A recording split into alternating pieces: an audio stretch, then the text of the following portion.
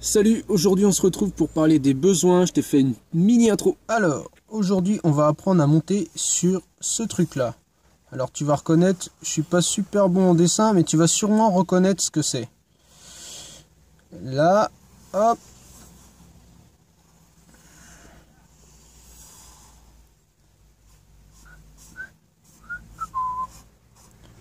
Voilà, donc ça va être ce truc là. Et tu dois sûrement reconnaître, donc c'est une sorte de monocycle.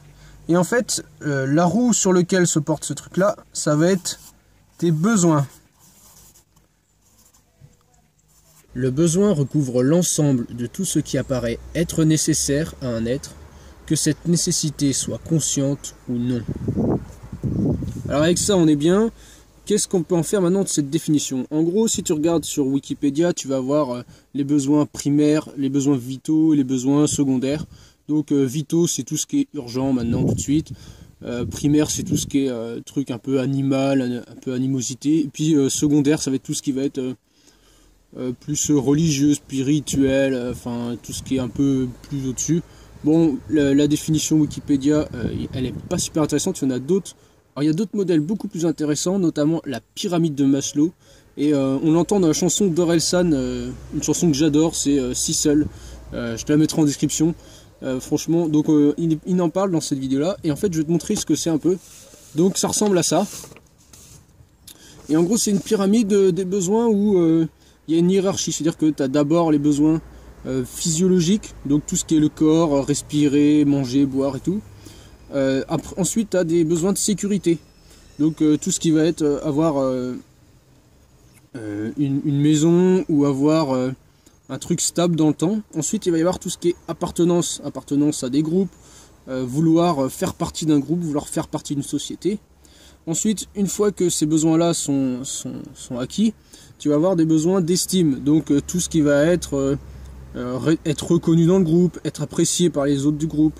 Une fois que tu es dans le groupe, donc l'appartenance, tu t'attaques aux besoins d'estime et tout. Et le dernier niveau, alors il y en a un autre, je t'en parlerai à la fin de la vidéo, qu'il a voulu rajouter mais qu'il n'a pas eu le temps, il est mort avant. Mais sinon, le dernier niveau actuellement de la pyramide, c'est l'accomplissement de soi. Donc c'est tout ce qui va être développement personnel, faire des trucs, être heureux, être sage, tout ça. Donc cette pyramide-là, elle est hyper intéressante. Le seul gros bémol, c'est que justement, elle met une hiérarchie dans les besoins. Alors il y a un autre modèle, le modèle de Virginia Anderson, qui se base sur 14 besoins. Et c'est un truc qui est fait pour le milieu hospitalier. C'est-à-dire que ça doit être une infirmière ou une psychologue, un truc comme ça. Et elle a créé les besoins en fonction des patients. Tu vois, les patients, ils ont certains besoins. Et faire en sorte de... Bon, je vais pas m'attarder là-dessus, mais de répondre à tous les besoins, même si le patient n'est pas capable de les deviner, quoi. Donc il y a 14 besoins vitaux, pareil, respirer, boire, manger, se laver, des trucs comme ça. Il y a aussi 3 facteurs d'Adolpher, alors je sais pas comment ça se dit. En gros c'est exister, enfin c'est l'existence, la sociabilité, la croissance. Bon, c'est une autre version qui s'est un peu inspirée de la pyramide de Maslow. Bon, c'est un autre. Bon, il y en a plein aussi qui ont fait ces trucs-là. Ce qui est important, déjà une bonne nouvelle pour toi, c'est que si tu es là, c'est que tu as répondu à tous tes besoins. Donc, tu réponds déjà à tous tes besoins. Après, peut-être que tu n'es pas super bien et c'est justement, c'est justement ce qui illustre un peu l'intro de cette vidéo. C'est qu'en gros, tu es sur un truc, un vélo, un monocycle là, et puis... tu as tes besoins qui te servent à tenir en équilibre. Et quand il t'en manque, en fait, ta roue elle commence à être tordue. C'est-à-dire que si te manque des rayons, à chaque rayon, ça va être un besoin, ou une manière de répondre à un besoin. Et puis en fait, si te manque des rayons, la roue va être tordue. C'est-à-dire que tu tiens encore en équilibre, tu arrives à vivre, tout ça. Mais le problème, c'est que c'est pas hyper stable, et puis du jour au lendemain, tu peux te casser la gueule ou t'es pas bien. Tu vois, t'es obligé d'être dans l'effort. C'est pas facile de tenir en équilibre. Parce que il y a des besoins qui ne sont pas comblés. Donc l'idée, alors moi je me suis fait ma propre roue des besoins, c'est comme ça que je l'appelle. Donc là normalement tu la vois à l'écran. Et en gros, je vais te la détailler pour qu'on comprenne bien qu'est-ce qu'on a besoin. Et ensuite je vais t'expliquer comment je fais pour y répondre. Donc en premier, tu vas voir la survie. Donc la survie pour moi c'est tout ce qui va être les réflexes, l'instinct, c'est des trucs... Ça, c'est un besoin qu'on ne contrôle pas, c'est-à-dire que ça va être tout ce qui est immunitaire, de l'ordre du réflexe, de l'instinctif de l'animal un peu. C'est un peu notre partie autonome qu'on contrôle pas. Donc ça, c'est un besoin, on a besoin de survivre. Enfin, ça, je veux dire, c'est une évidence même. Donc il y a échapper à la douleur. C'est-à-dire que notre cerveau, quand il y a un truc douloureux, contraignant, sa mission, c'est de nous faire échapper à ça. Donc on va vouloir échapper à la douleur. Voilà, et tu te coupes, tu as envie de te guérir. Donc il y a plusieurs manières d'échapper à la douleur. C'est soit de supprimer la source de douleur. Donc typiquement, arrêter la douleur. Je sais pas, si tu mets ta main sur le feu, tu sens bien que ça te brûle, donc tu enlèves. Ou compenser, c'est-à-dire il y a un truc qui te fait mal mais que tu te sens obligé de faire, par exemple pour aller manger, tout ça. Du coup, tu es obligé, pour répondre à tes besoins d'aller manger, de faire ce truc-là, mais ça te fait mal. Du coup, tu vas compenser en ayant du plaisir à côté. Donc, soit supprimer la douleur, soit la compenser. Ensuite, il y a des besoins de sécurité, donc qui sont plus ou moins grands, hein, comme tous les besoins pour les personnes. C'est-à-dire avoir un truc stable dans le temps, savoir ce qu'on va faire plus tard, avoir une sécurité, par exemple, financière, savoir qu'on a assez pour manger demain, savoir qu'on a un toit pour être protégé des bêtes sauvages. Enfin, c'est un peu l'idée. Il y a l'appartenance, donc l'appartenance au groupe. Je me suis beaucoup inspiré de la pyramide de Maslow, hein, on est d'accord. Mais en même temps, c'est tellement, comment dire, ouais, ça me paraît tellement réaliste. Donc l'appartenance, donc c'est tout ce qui est appartenance au groupe. Donc avoir de l'affection, avoir des interactions avec un groupe, avoir du soutien si jamais tu es dans un groupe de soutien. Enfin, je veux dire, à partir du moment où tu fais partie d'un groupe, tu te sens élevé, tu te sens, enfin, c'est un besoin. Je veux dire, si quelqu'un est isolé tout le temps, qui fait partie de zéro groupe, eh ben, il y a un moment, ça le fait pas, tu vois. Même si il a tous ses besoins vitaux qui sont assurés, s'il fait partie de aucun groupe, le mec il se perd, quoi. Et là, il y a aussi les besoins du corps. Donc les besoins du corps, ça va être tout ce qui est manger, respirer, boire, le sexe. Il y en a qui mettent ça là-dedans. Enfin oui, je pense que ça fait partie de ça. Tout ce qui est besoin physiologique, donc ça correspond à la base de la pyramide de Maslow, mais du coup pour moi je mets tout ça à égalité. En fait, tous les besoins sont à égalité. Il y a le besoin d'accomplissement, c'est-à-dire le besoin d'être fier de soi, de faire des trucs pour soi, de sentir qu'on est utile au groupe, utile pour soi, de sentir qu'on a fait quelque chose dont on est fier. Ça, c'est un besoin. On a besoin de faire ce genre de truc. Et voilà, ça, c'est quelque chose que tous les êtres humains ont besoin. Si tu t'accomplis pas dans ta vie, s'il y a des trucs, si tu fais jamais quelque chose dont tu te sens fier, et à un moment, tu vas déprimer, tu vas pas être bien, tu vois, tu comprends, c'est normal. Moi, forcément, tu commences à me connaître maintenant, je suis un joueur et je pense que jouer fait partie de la vie. Tu regardes un gosse, qu'est-ce qu'il fait quand il s'occupe? Il joue, quoi. Je veux dire, c'est un besoin, on a besoin de jouer. Et ça, je suis sûr et certain de ce truc-là, c'est pas juste pour rire comme ça. Je suis sûr qu'on a besoin de jouer, c'est indispensable. T'as qu'à regarder n'importe qui, quand il sait pas quoi faire, il va jouer avec son crayon dans sa main. Des étudiants, tu vois, dans un cours, on a tous vu ça. Le mec, il se fait chier, il joue avec son crayon dans la main. Quand t'es gosse, tu fais des tours avec tes gommes, avec tes colles et tout. Tu fais des trucs.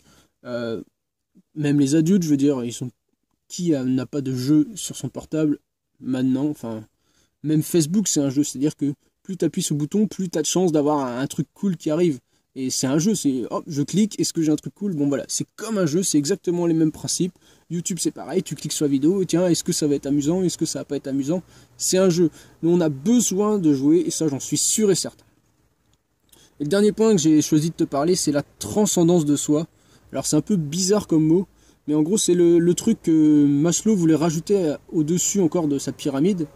Le truc, une fois que tu es accompli, que tu es fier de toi, que tu as tous tes besoins vitaux qui sont assurés, que tu fais partie d'un groupe, tout ça, tu as besoin de te transcender, c'est-à-dire en gros faire quelque chose qui n'a rien à voir avec toi, c'est aider les autres, mais c'est un peu le sommet de tout ce qui c'est aider les autres sans rien attendre, parce que toi t'es déjà super bien, et t'as juste envie de faire quelque chose en plus de toi, quelque chose qui te dépasse.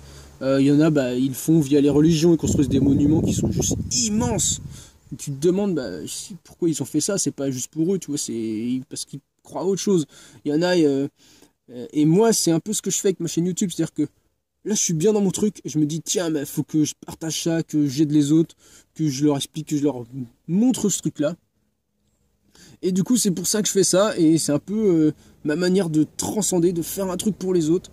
Tu peux aussi t'engager dans une association, c'est-à-dire que voilà, tu vas donner de toi-même, parce que toi t'es bien. Et une fois que t'es bien toi, bah, t'as comblé tous tes besoins, bah, le seul besoin qui te reste c'est d'aider les autres autour de toi. On va dire, à quoi ça sert d'être super bien et de voir tout le monde mal autour de toi? Ça sert à rien. Je veux dire, il y a un moment, si toi t'es super bien, eh ben, le truc que tu vas faire, c'est que tu vas avoir envie que les autres soient super bien. Alors pas forcément qu'ils fassent comme toi, mais que eux aussi soient bien dans leur truc et que bah, tout le monde soit content. Et bisounours quoi. Donc en gros c'est ça. Et alors, le but, une fois que tu as défini, donc si tu es d'accord avec ce truc là où tu peux faire ta propre roue, je veux dire, ta propre roue des besoins, définir tes propres besoins et essayer de les remplir. Maintenant, ce que tu vas faire, c'est en gros cette roue là, elle te permet de tenir en équilibre. Donc il faut qu'elle soit complète. Si tu remplis qu'une partie des besoins, bah, ta roue elle va te tirer à la gueule, tu vois, elle va avoir une forme bizarre. Donc le but, ça va être de remplir tous les besoins. Et en fait, plus tu tiens en équilibre, plus t'es bien. C'est l'équilibre, c'est le bien-être et tout. Et du coup, plus ton équilibre il est bien en forme, je sais pas comment expliquer ça. Et en fait, plus tu vas tenir longtemps. C'est-à-dire si tu es sur ton monocycle, que la roue elle est complètement déformée, bah tu vas pas tenir longtemps, tu vas vivre. Et bah c'est pareil. Si tu vas être dans l'effort, tu vas être en train de galérer pour tenir en équilibre, du coup tu vas pas tenir en équilibre longtemps.